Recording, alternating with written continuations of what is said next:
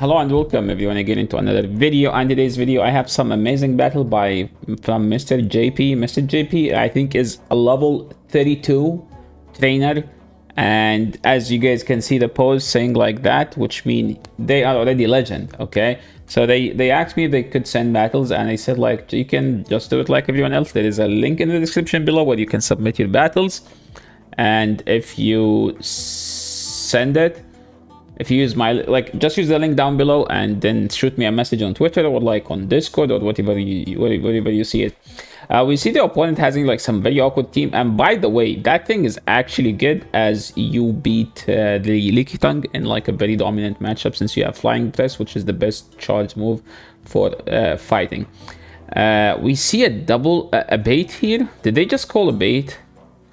Oh, they didn't call a bait. Okay, so now he's going straight after the Stone Edge, as like he can grab either a shield or just get or just KO them and win swap. Getting the shield advantage is actually nice, and now we see the oh my, that did a lot. What was that move? That move did a lot. I don't speak Spanish, so I actually don't know what that means. And we see now swapping to, what is this team? What is happening?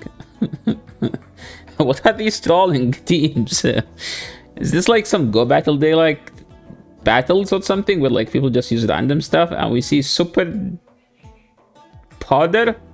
I think that's like a superpower. Yeah, and that was a nice win. Okay, moving into the next one. Okay, as now we see like the battles aren't in the exact order that they were sent to me, because they weren't named like 1 to 10, so I didn't know how to play them. So okay, now we see a Noctowl into Umbreon. Why Noctowl? Because again, this train is like literally level 32, no XLs. Okay, they might have like some lucky IV Licky Tongue or something, but literally no XLs. See guys, we see like some ideal timing here as going for the okay, we see a nice catch on the Lantern. I do like this catch because like you need to bait out the Licky if they have it, or the Gligar, because you don't want like you don't want like your Mud Boy. Oh my. Did you guys see that Nidoqueen used Earth Power? Do you guys know that Nidoqueen has another move that's not Poison Fang like that? That's a Poison Fang, and opponent top left it because they are just Omega weak to Quagsire.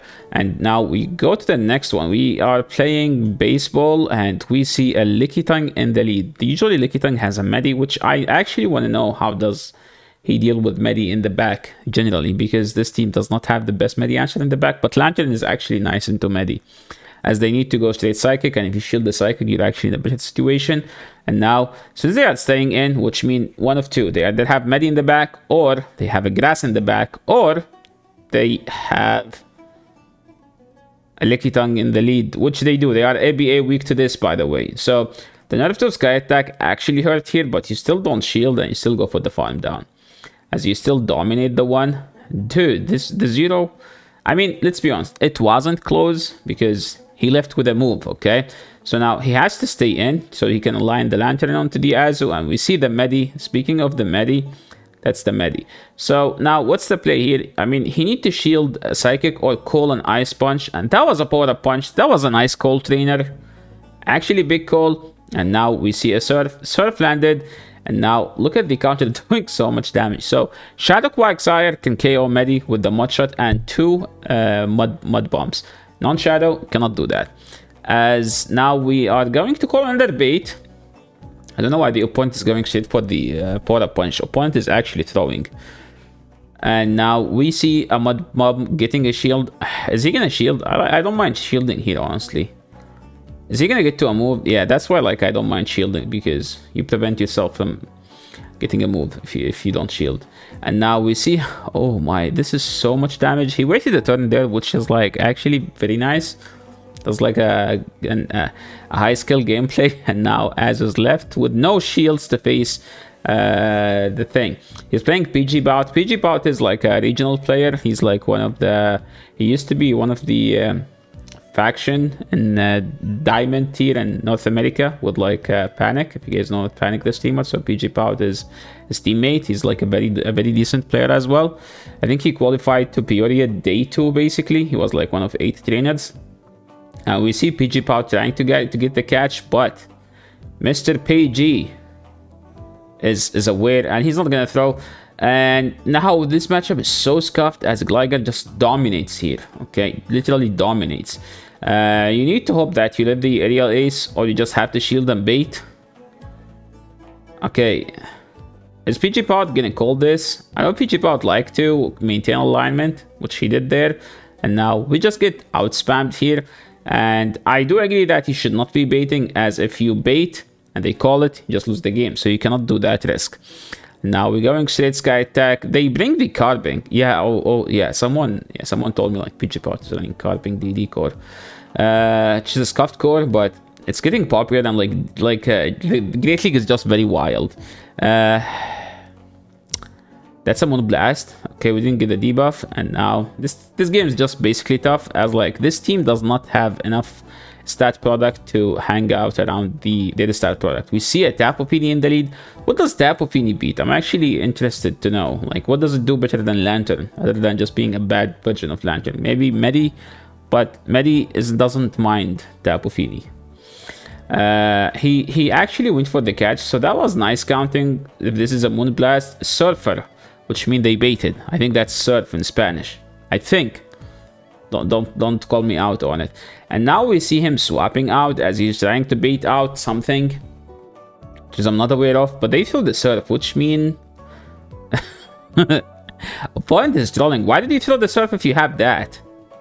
Like literally. Maybe so they can catch him off guard and catch a move, which worked out for the opponent, let's be honest. Gligar lives a Stone Edge pretty comfortably. You can tank another one as well. But here we see the opponent going for the throwing the charge move, and now it's Battle of the Flights. We know that his Lantern has a Spark, and that was like some nice recognition as he lives there and he's still able to get to a move, and hopefully the opponent does not shield.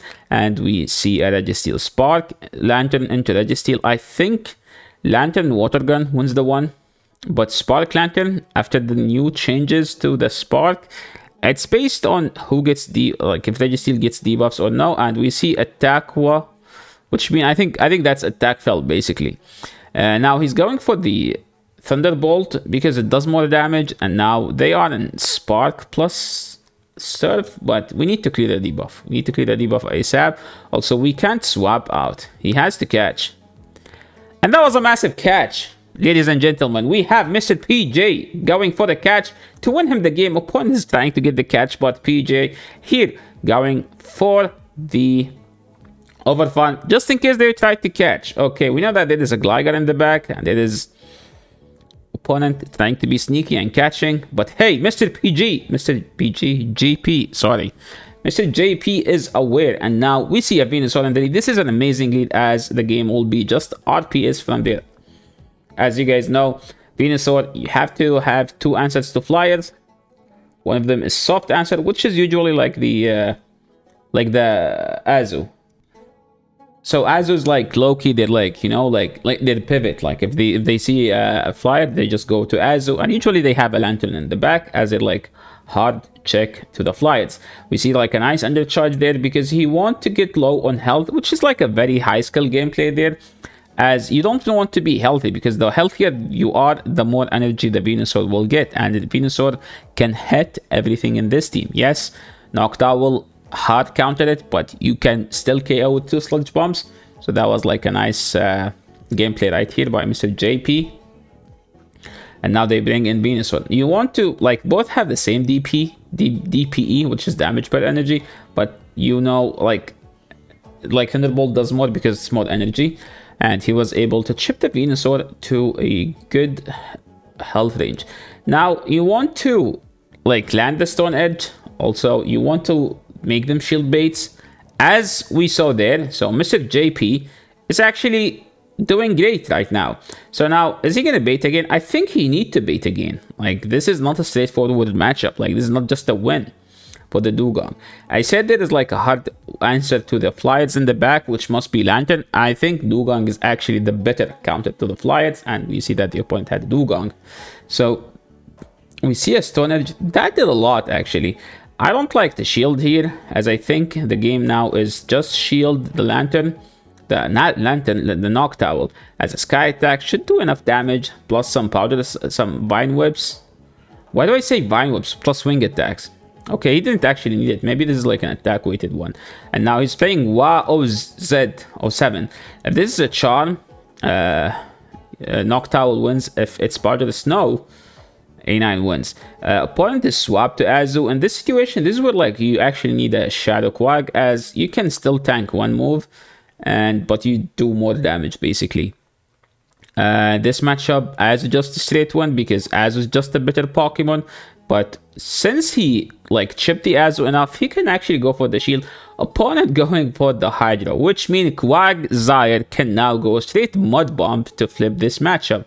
You can actually just double shield here, as double shield will be rewarded. But if this is an Ice Beam, you don't need to shield it or play rough. Okay, that was a play rough. And we see the Ninetale here. I don't know why the bait. Do we actually get to another one? We do get to another one. That was a nice bait, by the way, then. Mr. JP is cracked. Okay, we see that the Quag beat the Azu and half of the A9's health. That's like when you land the bait correctly, when you shield a nuke like that. And now we have a scuffed matchup. I think he's going for the bait, as we get Mr. JP just loved to bait. Okay, opponent shielded his bait, and now he's going straight for the Thunderbolt, which is neutral. Yes, they are water, but they are sub-typing. The other type is water, which mean the other type is electric, which means it's a neutral. And he's going for the big catch. He gets the catch here, and now this is still a scuffed of a matchup, as he need to KO this. Well, not as a scuffed now because they tried to swap, but they don't have the move. That's why you don't swap without having a move. I think now it's just about them having to throw the Surf before the one who has the Surf. I don't see a fast move, which means this was a CMP, I guess. So that was a very nice win by Mr. JP. That was a very nice game, by the way. You guys should learn from that game. Moving on to the next one, we have Knock Towel into Deoxys. This matchup used to be like slightly unfavorable of Knock Towel, but I think now DD is better. If you no shield the sky attack, DD just win. Opponent swaps a Steelix. Guess what we have, Steelix? We have a Quagsire, and Quagsire does super effective damage to the Steelix and can out-spam the Steelix. So, you know, like 1, 2, 3, 4, 5, 6, breaking swipe as it takes 6 seconds, but Quag will be like 1, 2, 4. Here's a Mud Bomb. Okay, it seems that this is a cuffed matchup, as the Steelix does not have a bad matchup, actually. But remember, they have Deoxys defense, and either Lantern or Knock Towel both beat it. But it seems that they do have a Steel Pokemon, another Steel. So you want to have the Lantern for the Steel. So now we see him going for the aggressive Spark down. This is a very greedy gameplay, and I like it. I like it a lot. Okay. That was a very greedy gameplay, and I like it. Nice. We see him sniping and throwing the Shadow Ball. This is like 60%. Opponent swaps to the Dugong now to soak, like, opponent swap to the Dugong now just to be able to save the DD, and no, not to save the DD, to get the Dugong out of the Lantern's face. But he was able to throw the Shadow Ball, which is the better move now. Okay, guys, it's actually the better move. Knock Towel KOing the Dugong. It's like Knock was like, who is the counter now, Dugong? Huh? Who's the counter? And that was a nice 5-0 by Mr. JP at the Legend Drag with this non-XL team. And this is the Pika Libre, not a shiny, but it's a Pika Libre hitting a Legend early in the season while he is a level 32. Isn't that impressive, guys? I think this is the last battle. Thank you so much everyone for watching, and this is the end of the video. If you guys like these battles, make sure to leave a like on the channel, make sure to subscribe. And moving into the next one now, we have a Licky Tongue into Knock Towel. I think we watched this matchup, did we? Let's see. Was he able to farm down and then throw an Azu? Yeah, I think the battles are done at this point. So yeah, thank you so much everyone for watching, and hope you guys like these battles, and see you in the next video. And thank you so much, Mr. JP, for sending me this amazing high skill gameplay. And congrats on hitting legend. See you in the next video, everyone. Peace.